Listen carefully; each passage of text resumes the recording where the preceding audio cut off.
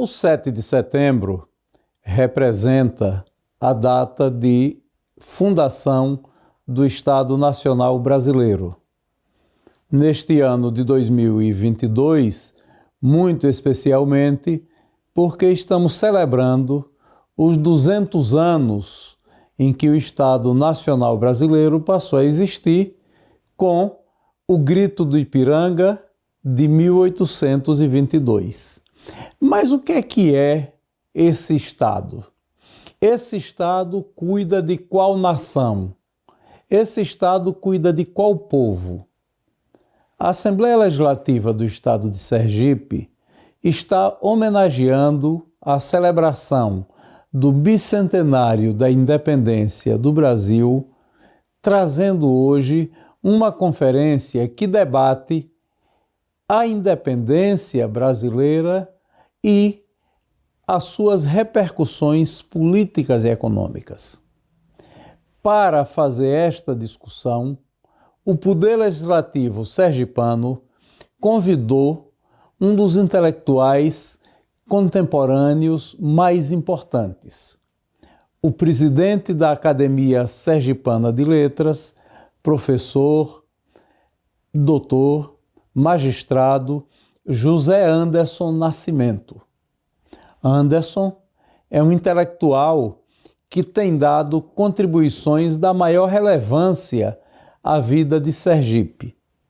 Vem contribuindo como profissional do direito que é, já contribuiu muito como jornalista que também é, contribui como escritor com uma obra vasta que já andou por diferentes aspectos da vida sergipana, já se debruçou sobre a cultura, já se debruçou sobre a arquitetura, já se debruçou sobre a arte, já se debruçou sobre os embates sociais de lutas como as lutas do cangaço.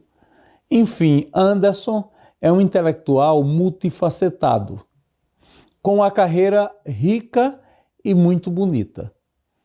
Além de ser profissional em Direito desde que concluiu o seu curso na Universidade Federal de Sergipe, Anderson Nascimento atuou como advogado, como promotor de justiça, como juiz de direito.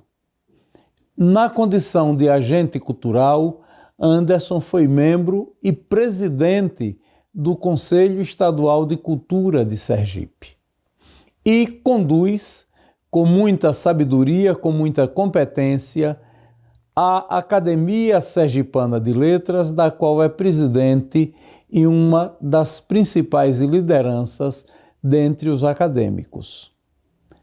Anderson, com todas as suas contribuições, é também professor e passou a maior parte da sua vida docente atuando no Departamento de Direito da Universidade Federal de Sergipe, tendo cumprido uma bonita carreira acadêmica que o fez gestor daquele departamento do qual foi chefe, uma carreira que o fez mestre em educação, uma carreira que o fez doutor em direito. Anderson Nascimento sempre tem uma palavra que nos ensina. E é exatamente por isto que hoje nós vamos ouvi-lo como sendo a homenagem que a Assembleia Legislativa do Estado de Sergipe presta ao bicentenário da independência do Brasil.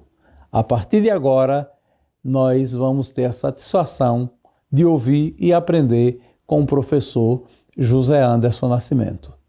As minhas iniciais palavras são de agradecimentos pelo convite da Assembleia Legislativa de Sergipe, que me foi formulado pelo acadêmico e presidente da Academia Estadual, da Academia Sergipana de Educação, professor Jorge Carvalho do Nascimento, e de poder trazer assim algumas informações a respeito dos reflexos da independência do Brasil, dos 200 anos em que o Brasil foi independente.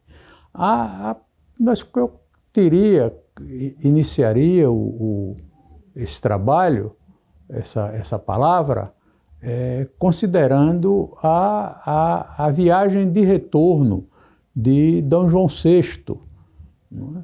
Para assumir a monarquia portuguesa, já que aqui em Sergipe, aqui no Brasil, ele já tinha cumprido a sua missão, deixando o seu filho como regente para conduzir a nacionalidade brasileira.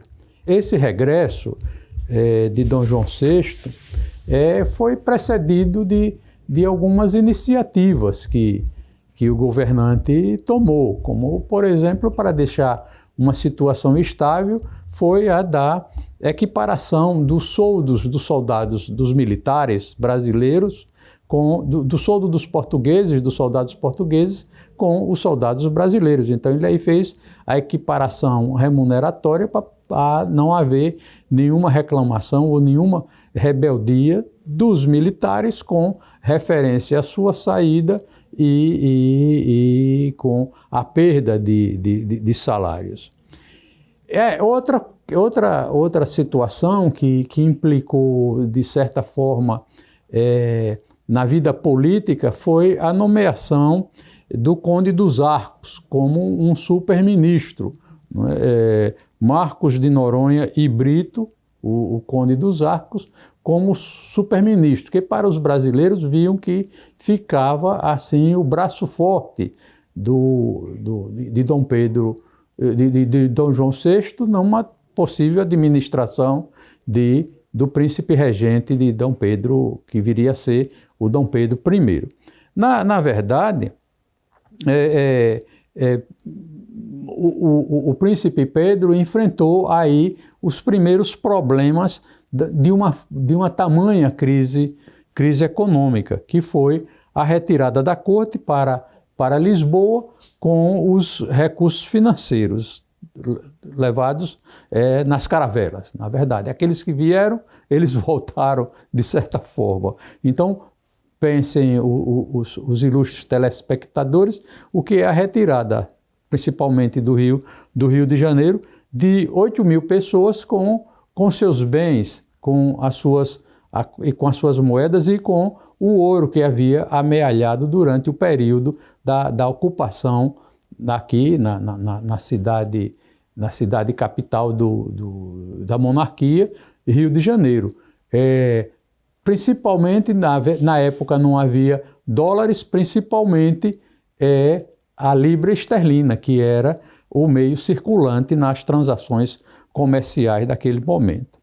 Então aí houve um desequilíbrio financeiro em que o príncipe regente procurou fazer a contenção desses gastos. A primeira providência ele fez realmente dentro de casa, que foi a contenção das mordomias, né, no Paço Imperial do Rio de Janeiro, que é situado na Praça 15, onde era a sede do governo, e a transferência do Paço Imperial da residência no Paço Imperial da Praça 15 ficaram então as repartições públicas, e aí a transferência para a Quinta da Boa Vista, para o Palácio Imperial de São Cristóvão, da Quinta da Boa Vista, que veio a ser o Museu Nacional, incendiado em 2018. Né? Quer dizer, essa foi assim uma providência de economia que ele teve, e essa residência imperial foi aquele monumento, aquela casa, aquele palácio, foi ocupado de 1822 a 1889. Então, durante todo o Império Brasileiro, foi realmente a residência imperial. Outro fato também importante é que, como precedente assim da própria independência, era a tendência do governo português de reduzir o Brasil à situação de colônia, né? Mesmo com a eleição de deputados brasileiros à corte, que seria uma espécie de Assembleia Geral portuguesa, que viesse, os deputados brasileiros eles foram assim hostilizados em função de algumas medidas de Dom Pedro I antipáticas ao governo português. Então, esses deputados foram hostilizados bastante e que, inclusive, o príncipe regente fez com que eles pudessem sair de Portugal, e eles saíram de uma maneira bem inusitada, fugindo para a Inglaterra, que era o porto neutro e mais comum entre Brasil e a Europa. Houve também essa tendência de se chamar Dom Pedro para voltar a Portugal para completar a sua educação. Tudo isso era o que se agigantava, e os climas de agitações políticas no Rio de Janeiro e a imprensa brasileira contrária à corte portuguesa começaram a demonstrar essas resistências. E aí vem exatamente a criação do Clube da Resistência e o jornal A Malagueta, principais órgãos de defesa da independência do Brasil. E então vem o conhecido Dia do Fico, que é considerado por Pedro Calmon como a fidelidade ao povo brasileiro. Esse momento em que Pedro I faz recebe um documento com 8.000 assinaturas para que ele ficasse no Brasil. Esse documento tem a data de 9 de janeiro de 1822. Aí começam a haver os movimentos contra a permanência do príncipe regente no Brasil, com o motim das tropas portuguesas, comandadas pelo tenente-general Jorge Avilés Zuzarte e Sousa Tavares. Essas tropas ocuparam o Morro do Castelo. Esse Morro do Castelo hoje já não existe mais do Rio de Janeiro. Já há muito tempo o Morro do Castelo já não existe. Hoje é a esplanada do Castelo. Ficava na parte central do Rio de Janeiro, e exatamente por trás do Palácio Imperial, lá da Praça 15 de Novembro. Quem conhece o Rio de Janeiro pode situar mais ou menos onde está a esplanada do Castelo, a Igreja São José, ao lado do Palácio Tiradentes. Naquelas proximidades todas, era exatamente o Palácio Tiradentes, que foi a Câmara dos Deputados, enquanto a República estava sediada no Rio de Janeiro, e hoje é a Assembleia Legislativa do Rio de Janeiro. Então, aquela área toda por ali era o Morro do Castelo. E aí houve, em contraposição a essa ocupação das tropas portuguesas ali, pressionando o regente que morava exatamente e dirigia o país exatamente a partir do Paço Imperial, em contraposição, aí as tropas brasileiras se reuniram no Campo de Santana, hoje conhecido como Praça da República. Ali também uma área muito conhecida de todos os brasileiros e de muitos sergipanos, que fica aquela praça próxima da Igreja de São Jorge, de um lado, e do outro, a Central do Brasil. Quer dizer, então, exatamente ali foi a concentração das tropas brasileiras, né? Mas, ao lado de tudo isso, houve o motim dos militares, das tropas portuguesas aí no Rio de Janeiro. E aí vem a reação dos militares civis e brasileiros, não é? Essa reação toda, como eu já disse, a partir do Campo de Santana. Aí vem a exacerbação nacionalista contra os portugueses que exerciam os altos postos do governo, e que proporcionou a demissão do ministério e a deportação do ministro, do ministro que era o Conde dos Arcos. Quer dizer, então, esses são os momentos assim iniciais, precedentes ao processo da independência do Brasil, né? Então, a gente pode ver que aí vem a nomeação de José Bonifácio, o patriarca da independência. Essa situação comentada pelo professor Anderson Nascimento é uma situação política tensa que o Brasil viveu naquele período que antecede a independência após o retorno de Dom João VI a Portugal.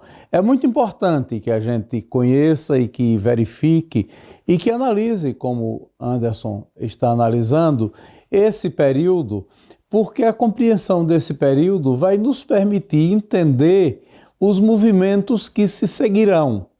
Todavia, a compreensão desses movimentos é o que a gente vai ver no próximo bloco dessa conferência, dessa conversa, quando Anderson vai analisar o processo que leva o Brasil a se tornar independente depois que José Bonifácio assume um papel de protagonista ao lado de Dom Pedro I.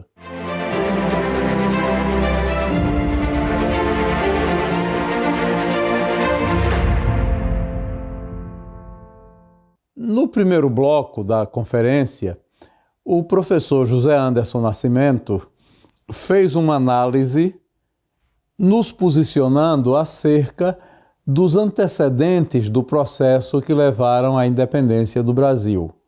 Fez uma exposição e analisou todos os acontecimentos que se seguiram à volta de Dom João VI para Portugal e as pressões que Dom Pedro I sofreu, principalmente as pressões feitas pelos políticos portugueses para que regressasse a Portugal.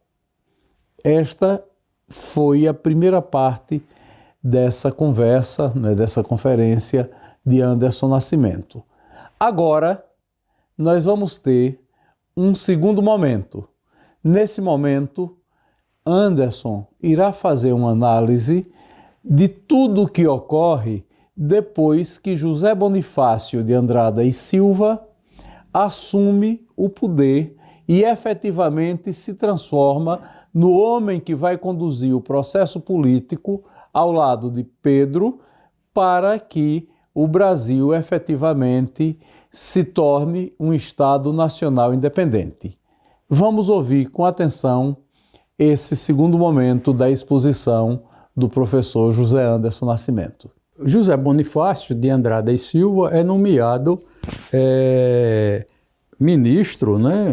Ministro do Reino e Estrangeiros. E era um político paulista, um cientista, não é? Naturalista, uma pessoa de grande conhecimento cultural e de grande conhecimento do mundo e especialmente do Brasil. Quer dizer, então, era uma pessoa capacitada exatamente para exercer cargo de tamanho relevo.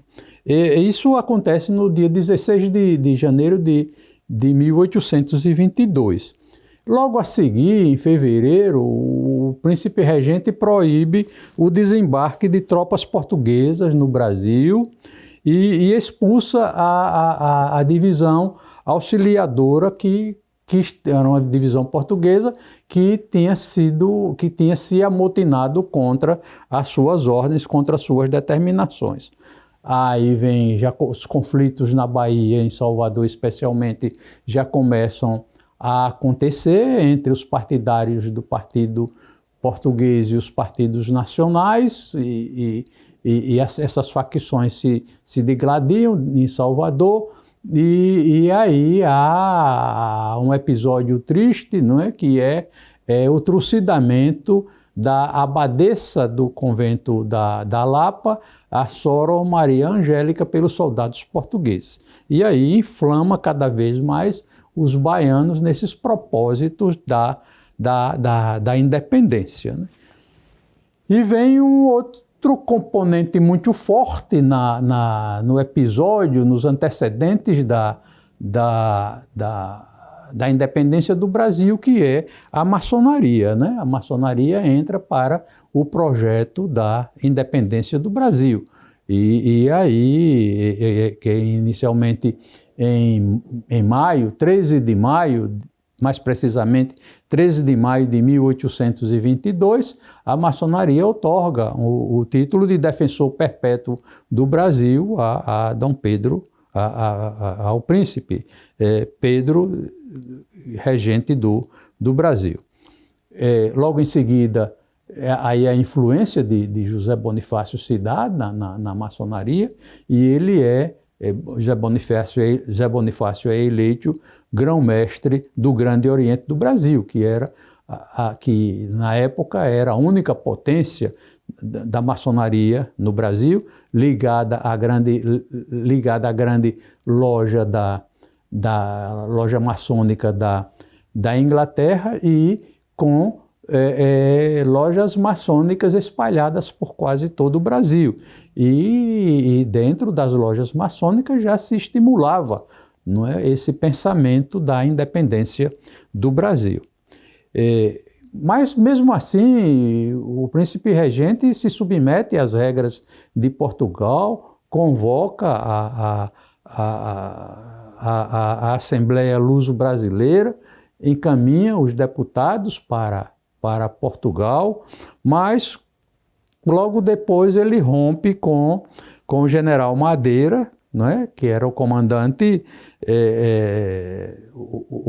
das armas, nomeado pelo governo português. E aí começa a se desencadear as lutas na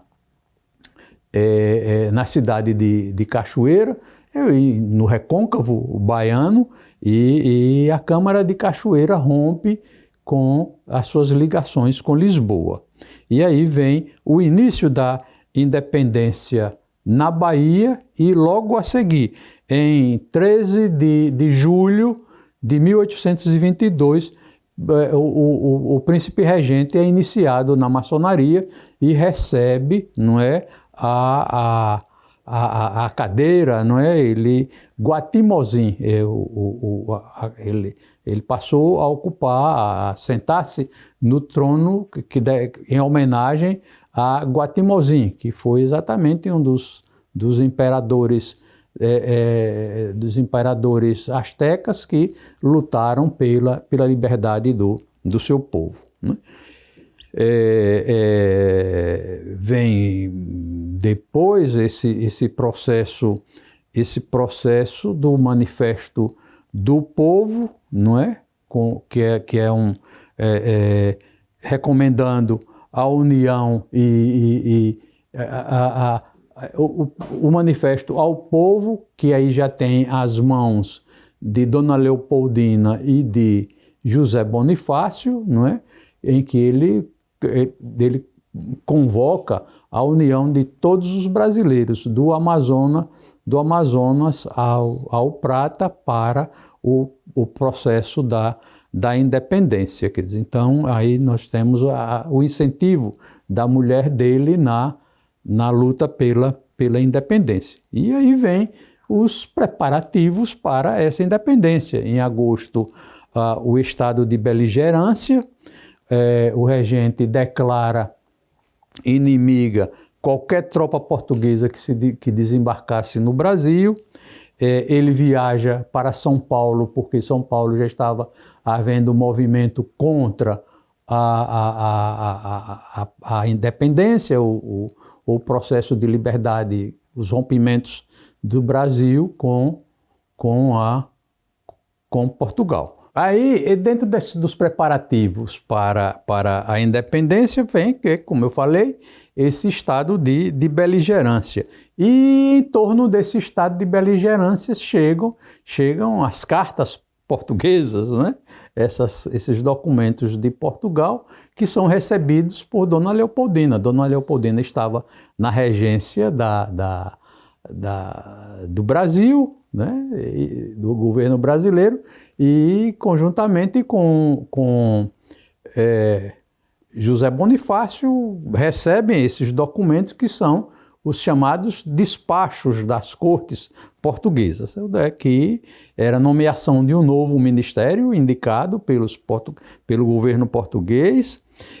Mandavam também processar todos os signatários que subscreveram o manifesto do Fico para Pedro I e determinava imediato retorno de Pedro, que veio a ser o Pedro I, para Portugal. Esses despachos foram entregues na literatura, na cultura em geral e nos próprios documentos didáticos ou não didáticos que tratam desse episódio, falam do correio, Paulo Bregaro. O que significava o correio na época? O correio na época era o carteiro, era uma espécie de carteiro que levava. Aí era cavalo já, mas antes esse correio era a pé que levava as correspondências de um lugar para outro. Então aqui ele sai exatamente com o major Antônio Cordeiro para levar essa notícia, esses documentos para entregar ao príncipe regente, e é o momento em que ele, quando recebe, na área do riacho do Ipiranga, né, e dirige-se à sua guarda de honra, anunciando o que continha nos documentos. E como ele era impetuoso, ele não aceitava aquela determinação, ele desembaia a sua espada, ergue-a e declara independência ou morte. Então, aí começa exatamente o processo da independência, da declaração, a proclamação da independência do Brasil. E aí, com isso, vem esses aspectos todos, né, que eu acabo de falar. Mas ele, no mesmo dia, ele é aclamado pelo povo em São Paulo e que ele já havia preparado, né? Aí vem a parte cultural o reflexo cultural imediato, que é a primeira vez, ele, como era musicista, ele toca o hino da independência. Mas ele já havia se preparado muito antes para esse momento. Eu chamo a atenção para o que já vinha acontecendo aqui, diante da rebeldia dos portugueses. Quando eu falo os portugueses na Bahia, dessa luta da Bahia, especialmente a luta em Cachoeiro, eram os portugueses capitalistas, né? Os portugueses capitalistas que tinham seus negócios e que não estavam certamente receosos, né? E atrás deles também tinha os capitalistas de outros lugares que mantinham essa parte econômica, principalmente da exploração do engenho, do café, os fazendeiros de café, os senhores de engenho, que são fatos relevantes que devem ser estudados junto a esse quadro da independência do Brasil. Então, para combater ou reforçar os nacionais da Bahia, ele contrata Pedro Labatut, um general francês, e que vem e não consegue desembarcar na Bahia. Isso em julho, vejam, a independência é de setembro, mas em julho ele já tinha essa tendência de reforçar os baianos na sua luta pela independência do Brasil. Aí o Labatut não consegue desembarcar em Salvador e só consegue o desembarque em Maceió. E vem, não é, com resistências de alguns lugares, aí chega até Penedo. E a travessia do Rio São Francisco é dificultada pela reação dos sergipanos enviados de São Cristóvão para Vila Nova. Então, inicialmente, houve a resistência de sergipanos, né, ao chamado Batalhão Patriótico de Pedro Labatu. Mas os sergipanos, esses combatentes em Neópolis, depois se redimiram e aclamaram a chegada do exército de Pedro Labatu. E ele vem descendo, vem unificando essas vilas. Já havia antes um processo de unificação das vilas sergipanas, especialmente a vila de Lagarto, a vila de Campos do Rio Real, hoje Tobias Barreto, também em prol da independência, quer dizer, aí foram chegando. Mas houve uma resistência, aquela mesma resistência em instância, aquela mesma resistência que aconteceu com o processo da independência de Sergipe lá em 1820, que era exatamente daqueles senhores de engenho que tinham ligações, e dos comerciantes também, que tinham ligações com o empresariado financeiro e econômico da Bahia, que resistiam exatamente à independência do Brasil. E também, daquele mesmo modo, aquele episódio foi chefiado pelo coronel Guilherme Nabuco de Araújo. Mas este depois também se incorporou foi uma resistência temporária e se incorporou ao exército de Labatu, inclusive adquiriu recursos entre os proprietários rurais da estância para bancar soldos do exército de Labatu. Quer dizer, então essa importância nesse quadro também que Sergipe teve nesse momento da independência em apoio a D. Pedro I na proclamação da independência do Brasil. Em nome da Assembleia Legislativa, nós queremos agradecer ao professor Anderson Nascimento pela aula que nos deu a respeito desse processo da independência do Brasil, de todo esse conjunto de acontecimentos e culminando com um processo também extremamente importante, que é a resistência inicial dos sergipanos e depois a adesão às tropas do general Labatu, né? O que a gente percebe como essa luta que resulta no 7 de setembro de 1822 não é apenas uma expressão de um momento, mas Anderson nos deixou muito claro que é um processo que vai amadurecendo e que vai fazendo com que cada vez mais, né, as lideranças políticas que atuavam no Brasil, né, as lideranças brasileiras, incorporem e assumam a consciência da necessidade da fundação do Estado Nacional independente, enquanto aqueles que se mantinham fiéis às cortes portuguesas resistiam a que esse Estado Nacional brasileiro se instalasse. Foi uma aula extremamente importante, né? um momento de aprendizagem para todos nós, nessa homenagem que a Assembleia presta aos 200 anos da independência do Brasil e que a gente encerra aqui neste momento.